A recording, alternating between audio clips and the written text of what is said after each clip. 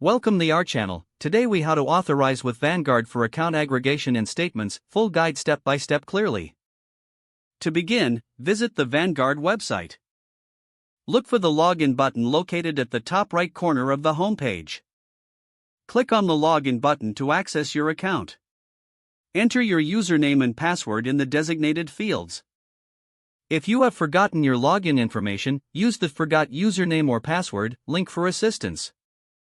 After entering your credentials, select Login to access your account dashboard. Once logged in, navigate to the Account section on the main menu. Look for the option labeled Account Aggregation or Link Accounts. Click on this option to initiate the account linking process. You may be prompted to verify your identity through additional security measures.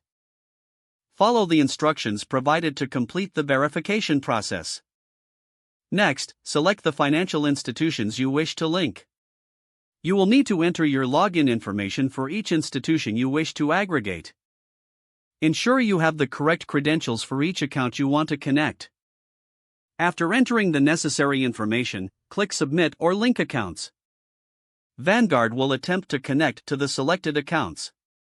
This process may take a few minutes, so please be patient.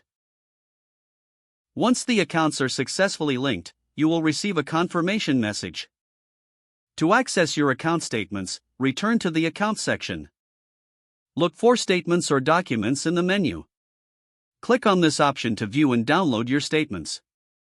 You can choose specific dates or filters to narrow down the information. Follow the prompts to download or print any statements needed. Review your account aggregation settings periodically to ensure everything is still linked correctly.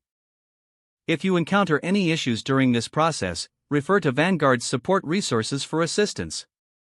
This concludes the guide on authorizing Vanguard for account aggregation and accessing your statements. If the page does not load, refresh the browser or try again in a private or incognito window. Make sure you are using the correct email address, then retype it carefully to avoid small typos.